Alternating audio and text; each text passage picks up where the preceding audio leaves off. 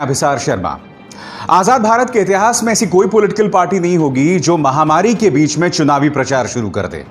जी हां, ये अतिशयोक्ति नहीं है और मैं बढ़ा चढ़ाकर ये बात नहीं कह रहा हूं।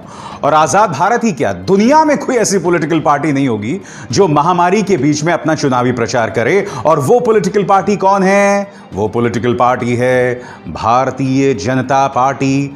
आपके सामने देश की वित्त मंत्री निर्मला सीतारमण, इन्होंने क्या ट्वीट किया है? टाइम्स नाउ का एक सर्वे आया है जिसमें प्रधानमंत्री की लोकप्रियता 8% बढ़ गई है 23 मई की तुलना में, अप्रैल की तुलना में, जब प्रधानमंत्री चुनाव लड़ रहे थे लोकसभा का। क्या कहती है Nirmala Sitharaman? PMO leads India's fight against coronavirus from the front. His popularity is over 70%, finds survey by Times Now. Shows people's confidence in the leadership of Narendra Modi during extraordinary times caused by pandemic. जी हां, मैं पूछना चाहता हूं वित्त मंत्री निर्मला सीतारमण से, निर्मला जी, आपकी priority क्या होनी चाहिए? क्योंकि आपने तो वादा किया था ना कि हम 5 ट्रिलियन इकोनॉमी बन जाएंगे साल 2024 तक, और उसके लिए आपकी फोकस, आपका जोर क्या होना चाहिए कि हमारा जो ग्रोथ रेट है वो 8% से बढ़े। अब वो 8% तो आप हासिल कर नहीं पा रही हैं। आप किस 8% की बात कर रही हैं? ये टाइम्स नाउ का सर्वे जिसमें प्रधानमंत्री की जो लोकप्रियता है वो 8% बढ़ गई है। वो 8% ना सही तो यही 8% सही। जी, प्राथमिकताएं देखिए साहब, मानो इस वक्त महामारी नहीं है, चुनाव प्रचार चल रहा है। और टाइम्स नाउ के सर्वे की क्या हकीकत है मैं आपको कुछ देर में बताने वाला हूं। देखिए, जेपी नड्डा, बीजेपी के अध्यक्ष, Honorable Prime Minister Narendra Modi is leaving no stone unturned to protect and support the citizens in difficult times. His leadership in this fight against COVID-19 is being lauded globally. A majority of Indians have shown faith in his handling of the crisis in the nationwide survey. जी हां, देश भर में सर्वे हुआ है, इसमें प्रधानमंत्री की लोकप्रियता पर मोहर लगाई गई है। टाइम्स नाउ के फिर सर्वे का जिक्र, और देखिए भारतीय जनता पार्टी ने भी उस सर्वे का पूरा जिक्र किया है कि 8% बढ़ गई है प्रधानमंत्री की लोकप्रियता। अब मैं आपको बताता हूं हकीकत इस सर्वे की क्या है। आपके सामने कम से कम, ज्यादा से ज्यादा 600 लोगों से बात की गई इस सर्वे के लिए। इस देश की आबादी 130 करोड़ है। चलिए आप 1 करोड़ भी पहुंच जाते तो बात समझ आती। 600 लोगों से बात की गई है और खुद यह सर्वे बता रहा है, online survey of 100 respondents from each metro, 100 लोग हर मेट्रो से। All respondents are English TV news viewers. सभी जो सर्वे जिनसे किया गया, जिनसे बातचीत की गई, वो अंग्रेजी न्यूज चैनल्स देखने वाले लोग थे और टाइम्स नाउ के दर्शक थे। मैं आपको एक चीज बताना चाहता हूं दोस्तों, आप सब जानते हैं कि जिस चैनल की इस वक्त हम बात कर रहे हैं, टाइम्स नाउ, उसने पिछले कुछ अरसे से इस सरकार के समर्थन में जबरदस्त प्रोपेगेंडा चलाया है। अब आप इसके दर्शकों से क्या उम्मीद कर सकते हैं कि वो किस तरह की बात करेंगे? मैं कहता हूं सवाल यह है ही नहीं। मैं कहता हूं प्रधानमंत्री की 8% नहीं 20% लोकप्रियता बढ़ गई है। मुद्दा वो नहीं है, मुद्दा है वो संवेदनहीनता। महामारी का हम सामना कर रहे हैं और इस वक्त आप प्रधानमंत्री की लोकप्रियता पेश कर रहे हैं। यह है इस चैनल की प्राथमिकता। चैनल भूल जाइए, मैं कह रहा हूं यह चैनल और यह जो सर्वे जो पूरी तरह से अवैज्ञानिक है, वो सर्वे जिसमें कुल मिलाकर 600 लोगों से बात नहीं की गई होगी, उसका हवाला देके तुम कह रहे हैं कि प्रधानमंत्री की लोकप्रियता बढ़ रही है। और जेपी नड्डा साहब कह रहे हैं कि लोगों के दर्द को समझ रहे हैं प्रधानमंत्री नरेंद्र मोदी। कुछ तस्वीरें देखिए अपने स्क्रीन पर, किस तरह से एक मां अपने बच्चे को गोदी में लिए चल रही है। यह गर्भवती महिला जो ठहर गई, आगे नहीं बढ़ पा रही है क्योंकि ना उसके पास पैसा है, ना उसके पास वाहन है। भूल गए औरंगाबाद में क्या हुआ था? 15 लोग पटरी पर लेटे हुए थे और उनके ऊपर से गाड़ी निकल गई थी क्योंकि आपने सिर्फ 4 घंटे का वक्त दिया था जब आपने लॉकडाउन की घोषणा की थी। और आज भी इस लॉकडाउन से निकलने को लेकर आपके पास कोई प्लान नहीं है। आप उस लॉकडाउन में गए बगैर प्लान के और आप उससे बाहर आ रहे हैं बगैर प्लान के। आप मुख्यमंत्रियों से बात तो कर रहे हैं मगर आपके पास अपनी कोई योजना नहीं है। और इस महामारी के बीच मुझे यह बताते हुए बहुत अफसोस होता है कि यह सरकार जो है अपनी लोकप्रियता यहां पर पेश कर रही है। इससे ज्यादा चिंताजनक और दुखद बात कुछ नहीं हो सकती। आपकी स्क्रीन पर यह महाशय संबित पात्रा, प्रवक्ता हैं बीजेपी के। उनका ये ट्वीट देखिए और इस ट्वीट के अंदर उन्होंने एक वीडियो डाला है। मैं चाहता हूं आप ये वीडियो देखिए। इस वीडियो के अंदर संबित पात्रा ये दावा कर रहे हैं कि उड़ीसा के जो मजदूर अब गुजरात से निकल रहे हैं, निकलते निकलते वो वहां के जो सरकारी मुलाजिम हैं उन पर पुष्प वर्षा कर रहे हैं। संबित पात्रा, मैं तुम्हें बता दूं कि एक नहीं, दो नहीं, बल्कि तीन बार उड़ीसा का जो मजदूर था वो सूरत की सड़कों पर आया था। वो लगातार ये शिकायत कर रहा था कि किस तरह से प्रशासन उसका रत्ती भर भी ख्याल नहीं रख रही। और आपको शर्म आनी चाहिए संबित, जब मैंने आपसे चुनौती आपको दी थी कि आप जो अपने न्यूज चैनल्स के जरिए, अपने ट्विटर के जरिए जहरीला संवाद फैलाते हैं, आप अहमदाबाद पहुंचते, सूरत पहुंचते और उन मजदूरों की बात करते, क्योंकि आपने पुरी से चुनाव लड़ा था। अब जनता ने आपको बाय बाय कर दिया, वो एक अलग बात है। और आज आप इस वीडियो के सहारे, आप खुद सोचिए, जो गरीब जनता वहां से जा रही है वो क्या अपने पास पुष्प रखेगी ताकि वो लोगों पर उसकी वर्षा करे? और आप कर क्या रहे हैं? ये देखिए, एक और इनका प्रोपेगेंडा बताता हूं। इन्होंने राहुल गांधी का मजाक उड़ाते हुए कहा है कि किस तरह से राहुल गांधी कंफ्यूज्ड हैं जोन्स के बारे में और उनके रंगों के बारे में। इन्होंने राहुल गांधी का अधूरा बयान पेश किया है। सबसे पहले मैं आपको बताना चाहता हूं कि संबित पात्रा अपने इस ट्वीट के जरिए राहुल गांधी के किस बयान का कितना हिस्सा पेश कर रहे हैं, देखिए। तो रेड जोन है वो एक्चुअली ग्रीन जोन है, और जो ग्रीन जोन है वो एक्चुअली रेड जोन है।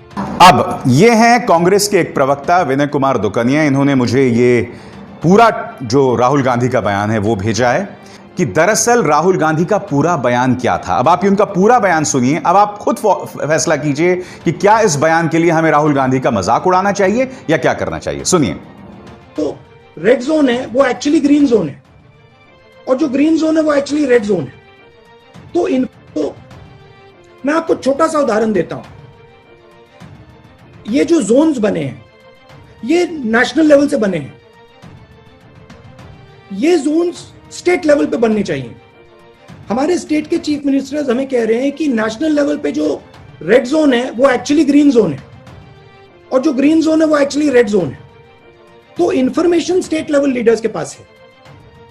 तो जरूरी है कि जो हमारे जोन्स बन रहे हैं, छोटा सा उदाहरण दिया है, जो हमारे जोन्स बन रहे हैं वो एक्चुअली डीएम और चीफ मिनिस्टर के बेसिस पे बनने चाहिए। डीएम के पास इंफॉर्मेशन। तो देखा आपने, एक ऐसे दौर में जब हम सबको एक साथ आना चाहिए और हम सबको एक साथ लाने का कर्तव्य किसका है?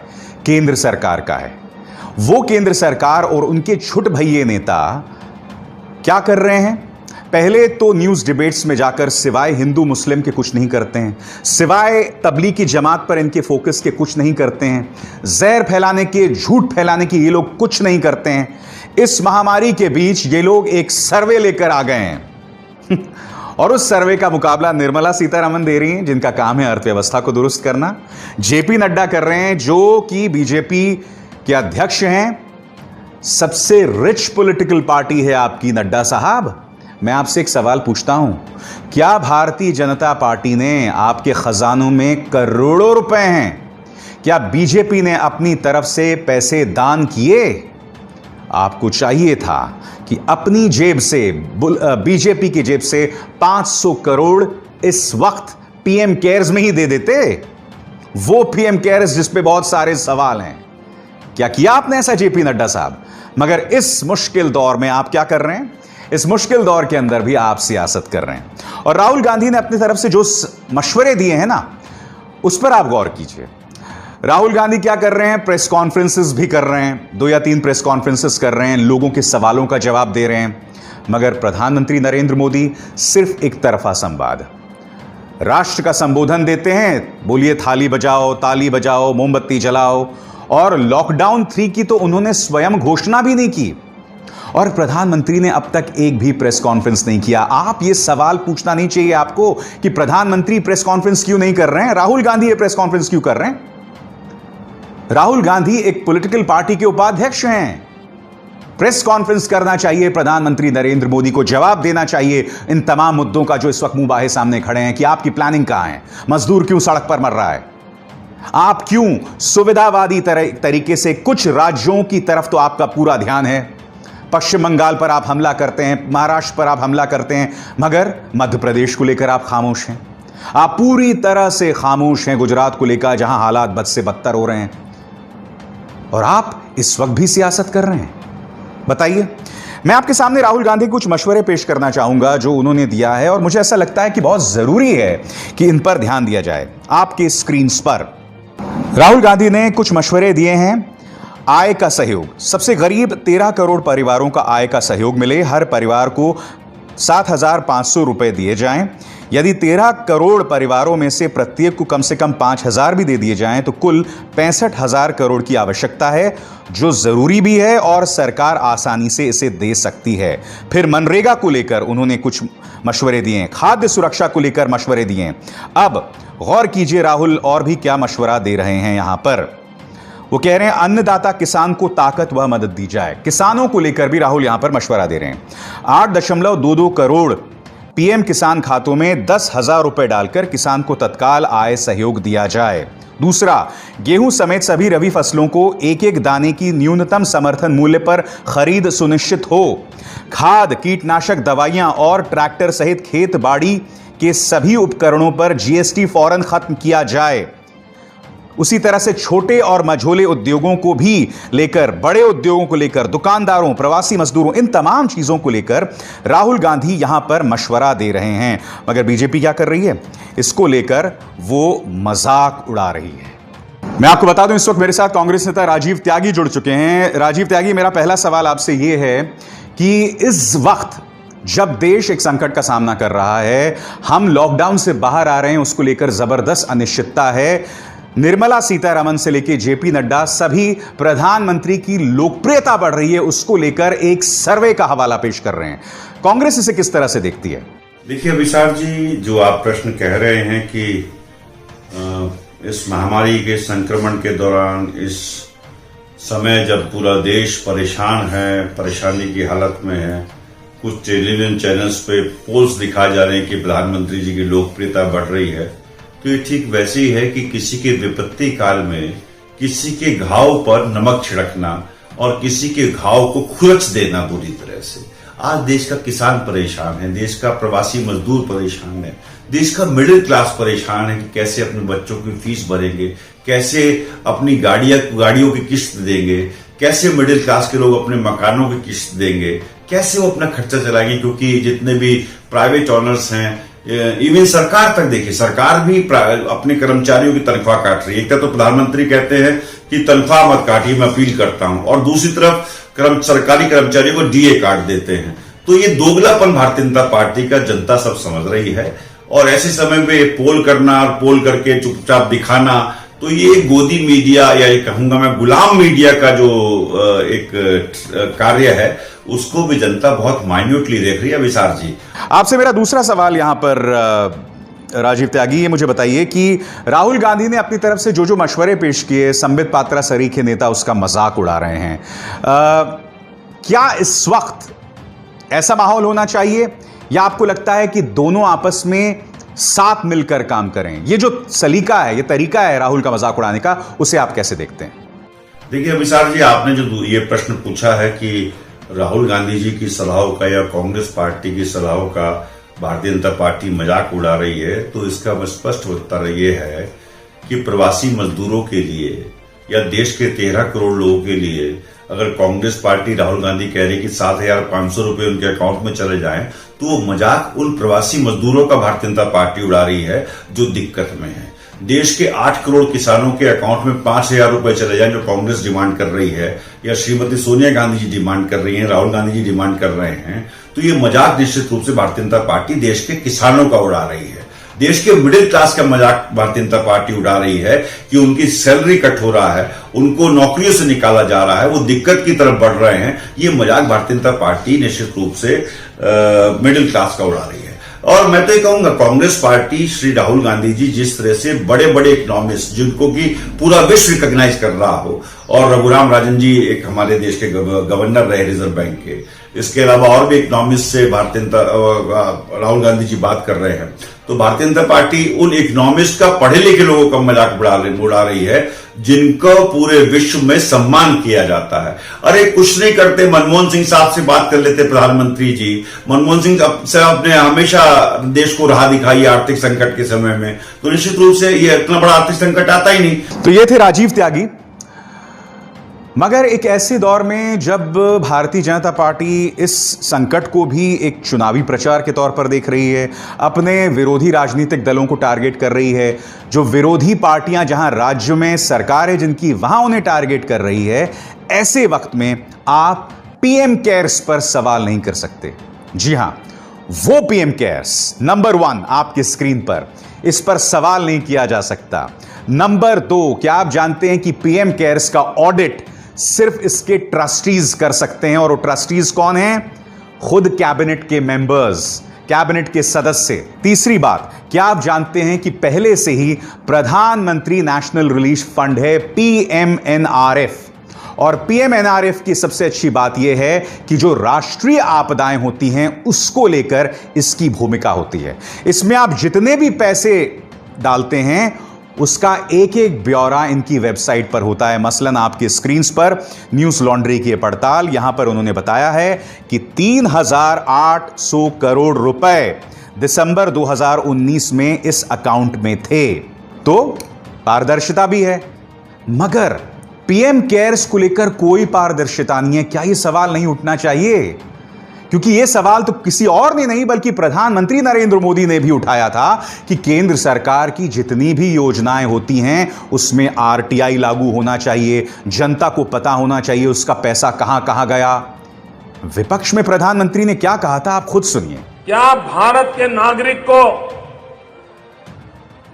दिल्ली सरकार के खजाने का खर्च कहां होता है वो जानने का अधिकार है? अगर देश के नागरिक को ये जानने का अधिकार है, और अगर वो कोई पूछे कि भारत सरकार की तिजोरी के पैसे कहां खर्च किए गए, वो गुनाह है? क्या ये पूछना सही है? राइट टू इंफॉर्मेशन, हमने लोकतंत्र को मजबूत बनाया है, तो आपको जानकारी देनी चाहिए कि नहीं देनी चाहिए? अब आप बताइए मोदी जी, क्या आपको नहीं लगता जो बात आपने विपक्ष में कही थी, अब यही बात जब आप सत्ता पक्ष में हैं आपके पीएम केयर्स पर भी यह लागू होनी चाहिए? आप जानते हैं मुझे क्या लगता है? मुझे ऐसा लगता है कि पीएम केयर्स सिर्फ इसलिए लाया गया है ताकि यह सरकार यह जतलाना चाहती है कि संकट की इस घड़ी में हम कुछ कर रहे हैं। अगर आप एक पुरानी योजना को ही सामने लेकर आएंगे तो लोगों को लगेगा साहब काम तो कुछ कर ही नहीं है सरकार, इसलिए आप एक शिगुफा ले आए जिसका नाम है पीएम केयर्स। हालांकि मैं आपको बता दूं, इस योजना में मैंने भी पैसे कंट्रीब्यूट किए हैं, मगर इसके साथ साथ मैं और मेरा परिवार जो बाकी गरीब हैं, खासकर मेरे घर के आसपास जो रहते हैं, उनकी जिंदगी को थोड़ा आसान कर सकूं उसमें मैं योगदान देते रहता हूं। और मैं उम्मीद करता हूं आप, खासकर जो मध्यम वर्गीय परिवार से हैं, आप खुद भी ऐसी चीजें करते रहें।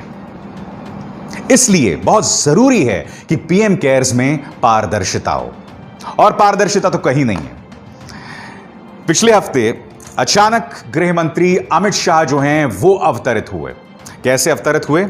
उन्होंने अपने ट्विटर अकाउंट पर एक संदेश दिया। इसमें जबरदस्त कटाक्ष था कि कुछ लोग मेरे मरने की दुआएं कर रहे हैं। मैं बता दूं कि मैं पूरी तरह से स्वस्थ हूं और ये लोग जो मर्जी कहते रहें, मुझे कुछ नहीं होगा।